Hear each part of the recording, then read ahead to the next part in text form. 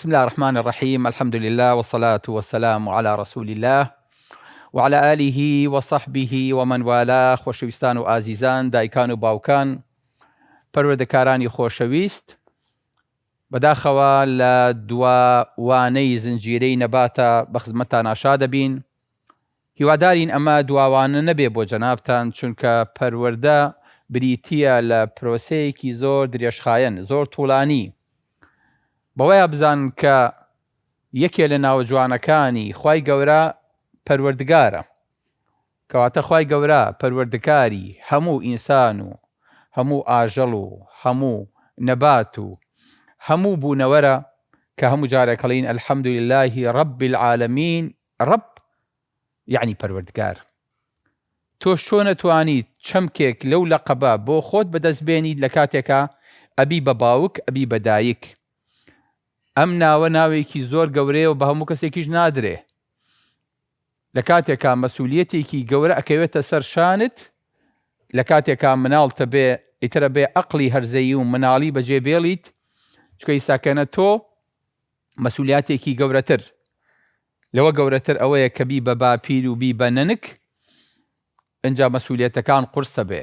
ئێمە وازانین مناڵ کە بچووک بوو ئەڵێنەوە کەی گەورە بی ئینشاءڵڵا و بحەسینەوە ئێمەش بۆ خوایە هەتا گەورە بێ ئەرک و ماندوو بوون و مەسئولیاتی زیاترەکە. ئەڵێ خۆزگە ڕۆڵە هەر ئەو کاتە وەکو جاران بچووک بوویتە کە پێو نەگرت بوو خۆم لە ڕای خوایە شیرێک مایەتیان نەمایەتێ. بۆیە مناڵ هەتا گەورە بێت پرۆسەی پەروەردەکردنی گەورە بێ و مەسئولیاتی دایک و باوکیشی بەرامبەری گەورە بێ. وانەزان ڕۆژێک ئەمە دێ کۆتایی پێدێ ئەڵێ لە خەم ئەڕەخسێ. ئێمە مریشک نین کە جوچکەکانمان گەورە بوو ئیتر بیان بێرین و بەرەڵایەن کەین و بچین مریشکی تر و هێلکەی تر بخەینەوە. ئەمەش هەر بۆ خۆی پرۆسەیەکی درێژخایەنە خوای گەورە ئەوەی بۆیە دروست کردووە.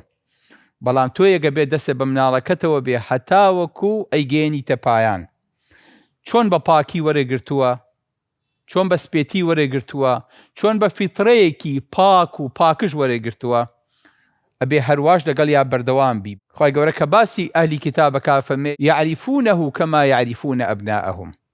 ئەوەی کە بەقەدەر ئەوەی مناڵەکانیانە ناسن پێغەمبەریشە ناسن. مانای وایە ئینسان ئەم مناڵەکە هێشتا لەسکی دایکیا بووە، نوتفەیە بووە و پێگەیشتووە و گەورە بووە، ئەم باوکە چاوەڕوانی کردووە ئەو مناڵی ناسیوە هەتاوەکو ئەو کاتێک کە گەورەیەکا و قۆڵەکا بە قۆڵیە. باوکو دایک فعلەن ئەبێ ئەم هاوڵە بن بۆ مناڵەکانیان. نابێت تەنها ڕەفیق بن، نابێت تەنها ڕەفیقێکی دوور بن، ئەبێ هاوڵی گیانی بە گیانی کە پێوتێ خەلیل. بۆیە مناڵ ئەبێت فوو بکەی بەدەمیا و ئەبێت ئەوە تەڵقینی کەی بەردەوام کە دەسێ پێوەی بێ هەتاوەکو گەورە بێ، تۆش لەگەڵ یا عەقڵە گەورە بێ و پەروەردەکردنی گەورە بێ بۆی. مناڵ ئەبێت بە شێوەیەکی زۆر ناسک. ئەگە پێغەمبەری خوا صلی الله علیه وسلم بە ئافرەت بڵێ قەواریر، بڵێ شوشە، ئەی بە مناڵەڵی چی؟ مناڵ لە شوشە زۆر زۆر ناسکترە. دڵێشکێ پێش دەست و قاچی ئاگاتان لێی بێ. نەکەن ئەم دڵە بشکێنن، نەکەن بەسەریا هاوارکەن، نەکەن تووڕە بن، نەکەن مێژوویەکی خراپ لە مێشکیانە تۆمارکەن، نەکەن مناڵ بە شێوەی بچووک سیرکەن، بڵێن مناڵە هیچ نازانێ، چەند ساڵێکی تر ئینشەڵڵا کە ئێمە لێرە نەماین ئەم مناڵانە بێننەوە، ئەم وتارانی ئێمەتان وەکو خۆی چۆن وتومانەوە بەتان دووباراکەنەوە. ئەوەی کە ئەو وردەکاری ئەم مەجلیسەی لە مێشکامێنێ ئێمە لەوانەیە بیرمان چێتەوە. مناڵ عالەمێکی زۆر سەیرە. درێژترین تەمەنی گیانەوەرانیش لە مناڵیە هی ئادەمیزادە. بۆیە بینی مناڵێکی ئێمە 14 ساڵ، 15 ساڵ، 18 ساڵ تەمەنەکە هەتا قۆناغی مناڵیە بڕێ. واتە پرۆسەی پەروەردەکردنەکەی یەک لەسەر چواری تەمەنی خۆیەوێ بەلانی کەمەوە. کەواتە علامەتی ئەوەیە کە ئەم مناڵە ئەرکی زۆرە. ئەگە نا مناڵمان بە 6 مانگ فۆرماتە کرد و بەرنامەکان و پرۆگرامەکانمان تیادا بەزان و ماخستە ناو کۆمەلگاوە، بەڵام وانە. بۆیە دایک و باوک ئەبێت زۆر لەوە عاقڵتر و وریاتر بن کە نەزانن ژینگەیەکی وا لەبار بۆ مناڵ بەرەخسێنن لە ماڵەوە کە مناڵ تیا ئاسوودە بێ، تیا مرتاح بێ، تیا ڕانەکە، هەسکا ئینتیمایەکی هەیە بۆ ئەم خێزانە، بۆ ئەم کۆمەڵگایە، بۆ ئەم دینە، بەشێکی زۆری پەروەردە لە دایکەوە دەست پێ ئەکات. پێویستمانە جارێکی تر باوکو دایک سەرکەم بەیەکە، هاوسەر بن بە مانای کەلیمە بۆ ئەوەی کە مناڵی سەلار و مناڵی سالار بخەنەوە لە ماڵەوە، بۆ ئەوەی کە بتوانن جارێکی تر کەڵە پیاوانی مێژوو لە سەدەمی پێغەمبەری خوا صلی الله علیه وسلم جارێکی تر دروستکەنەوە. بۆ ئێمە هەر شانازیەکێ نەڵێین فلان و فیسار و سەحابە و تابعین ئاوایان کرد. ئێمە هەر ئەو کەسە نین، ئەو دینەمان لە ناوان نییە، قورئان و سونەتمان پێ نییە، بۆ ئەمەمان بۆ دروست نابێتەوە، چونکە ژینگەی ئەوانمان بۆ دروست نابێتەوە. هەر کاتێ ئەم ژینگەیە دروست بوو، ئەتوانین کەڵە پیاوانی وەکو ئەوان بخەینەوە، با پلەیەکیش لە خوار ئەوانەوە بێ، گرنگەوەی ئەتوانین هاوشێوەی ئەوان دروستکەینەوە. بەڵام بەداخەوە ئێمە لەم ژینگەیە تەنها کوڵە پیاوان بۆ دروستە بێ، ئافەتی عەقڵ بچکۆلەمان بۆ دروستە بێ، کە هەموو هەم و غەممی بریتیە لە مۆدیلات و مۆبیلیات و داشکان و مۆڵ و مۆدیل و بازار و بەداخەوە، زۆر بەداخەوە. ئەمەد بۆچیە لە کاتێکا مناڵەکەت بێناز کەوتووە، بێنازی هەرەوە نییە کە برسی بەیان تینوو بێ، مناڵەگەل لە ڕووی ڕۆحیەوە تینوو بوو، ئەو کاتە لە هەموو کاتێ زیاتر پێویستی با دایک و باوکە. ئەم مناڵە ئەگەر لە بیدایەتەوە زاخاوی مێشکی بە وەحی و بە پەیامی خوا نەدەیت، قەسەم بە پەروەردگار لەو سەرەوە ئەو نەسوودی لێ وەرناگری. ئەگەر دایک و باوکێک وەکو لە ئەوروپا ڕووەدا سەگێکی پێ باشترە لە مناڵەکەی ناحەقی نییە، چکە ئەم مناڵە بەقەدر سەگەکە بۆی بۆ فانیە لە کاتێکا پیرە بێ، مناڵەکە ئەڕوا و سەگەکە بۆ یێمێنێتەوە. بۆچی؟ لەبەرەوەی کە ئەو نەکاتی نەداوە بەم مناڵە تا پەروەردەیکە. ئەمڕۆ یابان ئەو وڵاتە عیملاقە ئێستاکێنا دایبی گەورە، دایبی پیرەکان دووقاتی دایبی مناڵەکانە فرۆشرێ، لەبەرەوەی کە ڕێژەی مردنیان زیاترە لە ڕێژەی لە دایک بوون. وڵاتێک جزیرەیەک زلهێزە خەریکە ئینقیراض دەکا لەبەرەوەی کە مناڵی نابێ. کاتەوکو مامۆستا پیرەمێرد دەفەرمێ مناڵ ئەگە پەروەردەیەکی جوانت کرد لەو سەرەوە، کۆمەڵگا و نەوەی داهاتوو ئەحەسێتەوە. ئێمە ئەم چینە، ئەم جیلە وەکو درێنە چەند ساڵێکی تر درێنەی سەرمانەکرێت و ئەپەڕین و ئەڕۆین و کۆتاییمان پێدێ. ئەو نەمامەی کە ئێستاکە نەدامان ناوە و ئاومان داوە و بە پیتمان کردو و بژارمان کردو، ئەمانە وردە وردە چەکەراکەن وێن شۆرمانەگرنەوە. بۆیە مستەقبل بۆ ئێمە نییە، مستەقبل بۆ ئەو مناڵەیە.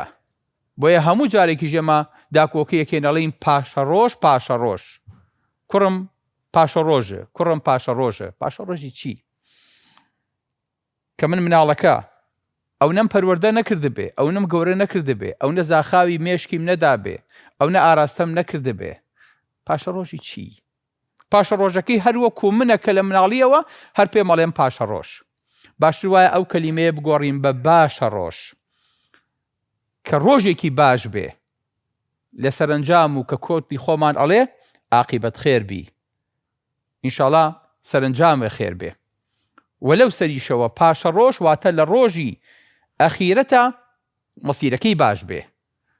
تۆ کاتێک مناڵەکە ونەکەیت و قوڕەکەی بەسەریا کە لە قوڕی خۆیان لە قیامەتە تا ئێری ئەچەقێ، پێغەمبەری خوا صلی الله علیه وسلم فەرمێ ئینسان هەیە لە تاو قیامەتی، لە تاو ناڕەحەتی، لە چاو تاوانیا، هەتاوەکو قاچی، هەتاوەکو ئەژنۆی، هەتاوەکو ناوکی، هەتاوەکو گردنی، هەتاوەکو دەمی، هەتاوەکو ومنهم من يلجمه العرق إلجاما.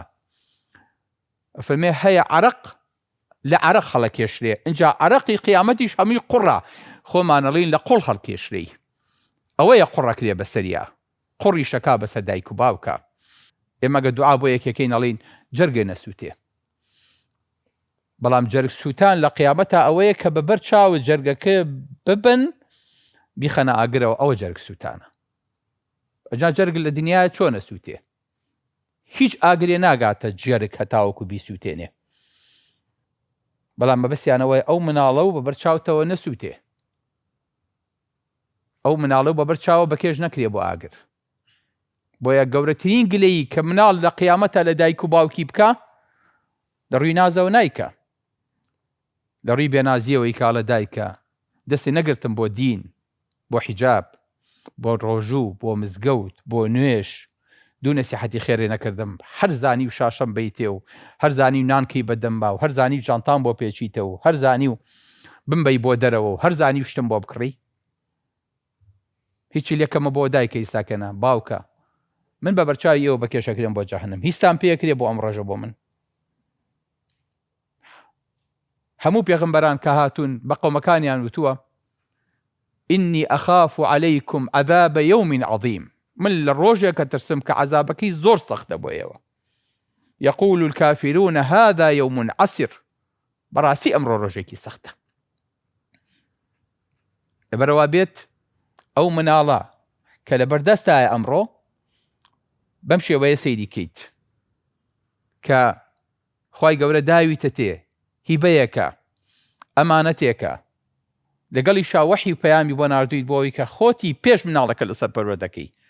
هەر کاتێک خۆ پەروەردە بوویت، فێر بوویت، زانیت، ئەبێ بەقەدەر مامۆستایەکی بواری پەروەردە لە بواری پەروەردەی مناڵە لە قورئان و سونەتا فێربی، اینجا توانی مناڵەکە و پەروەردە بکەی.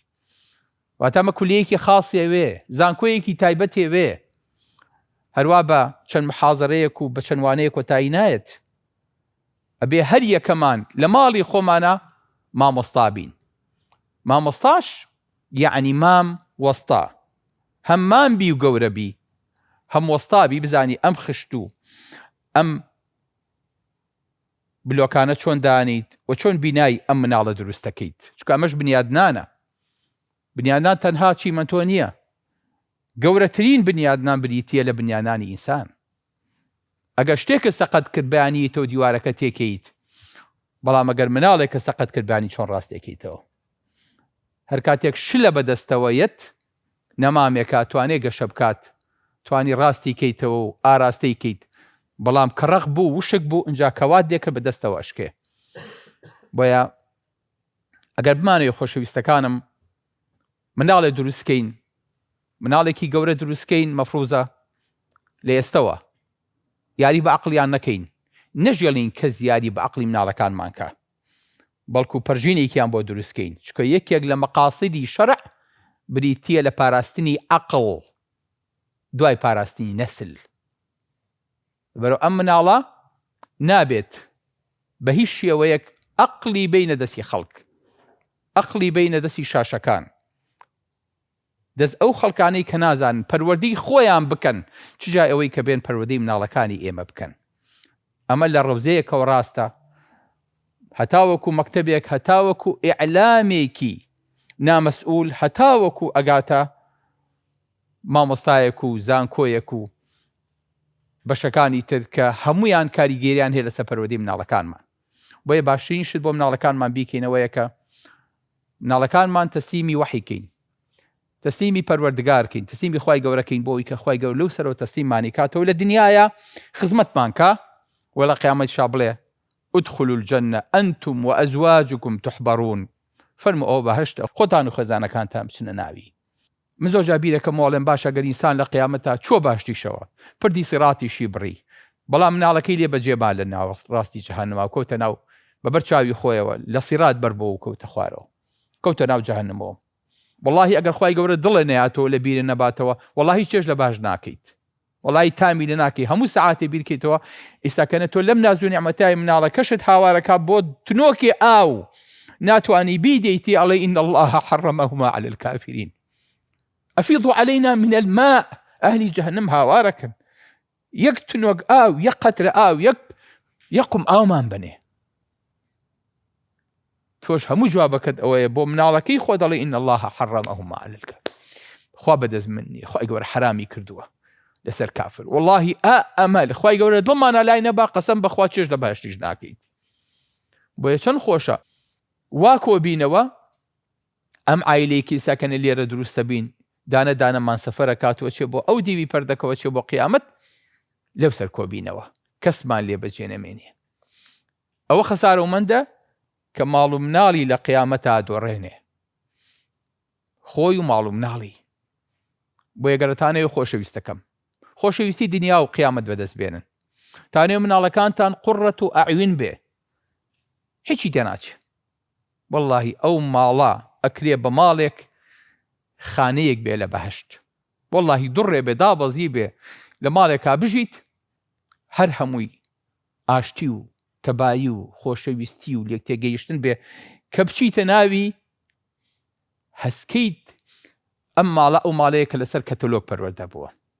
هەر کاتێ تۆ بەم پلە بندیە ڕۆیشتیت، خوای گەورە چاکسازی لە خێزانەکە تا کرد و لە مناڵەکە تا کرد، جا ئەم ماڵە بۆ دروست بوو، بۆ فەراهەم بوو، ئەجا ئەم ماڵە و خانەیە و بنیادنا ئالێرەوە ئینتڵاقەکە ئەتوانیت ئینجا پێشەنگ بیت بۆ ئیمانداران و بۆ مسلمانان. ئالێرە نەیە گۆڕانکاری گەورە دروستە بێ، ئالەم خانە و لەم خانەوادانەیە مناڵ گەورە بێ و پەروەردە بێ و جێی شانازیە بێ. ئەگەر ناخۆشەویستەکەم بمانەوێت مناڵێک بە فەوزا پەروەردە بکەین، لەو سەرەوە دڵنیا بە غەیری فەوزامان دەست ناکەوێت، بۆیە بێ بچینەوە سەر پەیامی پێغەمبەران لە کاتێکە دنیایان بەجێ هێشت، وەسیەتیان بۆ مناڵەکان بۆ ئەیانوت ما تعبدون من بعدی. پارە و سەروەت و سامان پێغەمبەران بۆ مناڵی خۆیان بەجێ نەهێشتووە، بەس دینیان بۆ مناڵەکانیان بەجێ هێشت، ئاواش وەسیەتیان بۆ کردن. بۆیە هەر کاتێک لە دنیا دەرچوین ضرورە بە مناڵەکانمان بڵین دوای ئێمە کێ پەرستن، ئەوانی وەکو مناڵەکانی یاقوب بڵێن نەعبود ئیلەهەکە و ئیلەهە ئابائیک، خوای تۆ خوای پێشینەکانی تۆ هەتا وەکو ئادەمە پەرستین. بۆی کە ئەم سیلسیلەیە لێرانەیە قەتع نەبێ. بۆیە بەڕێزەکانم خۆشەویستەکانم، پرۆسەی پەروەردە پرۆسەیەکی زۆر ئاڵۆزە بۆ کەسێک خوای گەورە بۆی ئاسان نەکە.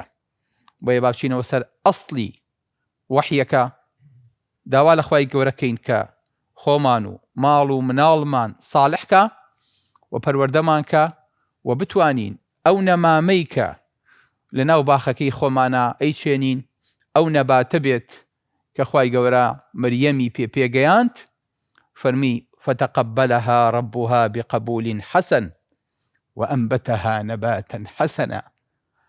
فەرمی خوای گەورە مناڵەکەی لێ قبوڵ کرد، دوایش بۆی پەروەردە کرد و بۆی بژار کرد و بۆی گەورە کرد و بۆی سەوز کرد و ئینجا بەروبوومی مەریەم عیسای لێکەوتەوە کە هیچ پێغەمبەرێک وەکو عیسا نەبووە بە درێژایی تاریخ، تەنها لە دایکێ بێ. ئێمە ژەمانەوێت لە ناو باخەکانی خۆمانە، لە ناو حەدیقەی ماڵەکانمانە، لە ناو بەلەکۆنەکانمانە ئەم نەباتەمان هەبێت بۆ ئەوەی کە هەموو جارێک چاومان پێی گەشت بێتەوە، دڵمان پێی خۆش بێ، دڵمان پێی شاد بێ بۆ دنیا و قیامەتمان. بۆی هیواداری ئینشاءڵڵا هەر یەکەمان لای خۆیەوە مناڵەکەی ئەگەر هەمووشیان نەبێ وەقفکا بۆ خوای گەورە، بڵێ خوای گەورە من تەسلیمی تۆ یەکەم، چۆن مەریەمت قبوڵ کرد و نەباتێکی حەسەن بوو، پەروەردەکرا و گەورە بوو، هیوادارم مناڵەکەی منیش خۆشم ئابۆ شێوەی وەرگری پەروەردەمان بکەیت، چکە بەڕاستی لا علم لنا إلا ما علمتنا، ئێمە هیچ نازانین ئللا ئەوەی کە خۆت فێرت کردوین. هیواداری ئینشاءڵڵا ئەم زنجیرەیە بێ بە بناغەیەک، بێ بە ئەساسێک بۆ دروستکردنی ماڵەکانمان و خانەکانمان لە بناغەوە، بۆی کە لە بەرچاومان ڕوون بێ، بۆی کە بزانین خۆمان پێش منداڵەکانمان چۆن پەروەردە بین. لێرە و تا زنجیرەیەکی تر و تا بەردەوامی لەم بابەتەیە سپاردەی ئەو کەسەتانەکەین بە خۆتان و ماڵ و مناڵەوە کە سپاردەون ناکە. سەلام عەلەیکم وەڕەحمەتوڵڵاهی وەبەرەکاتوه.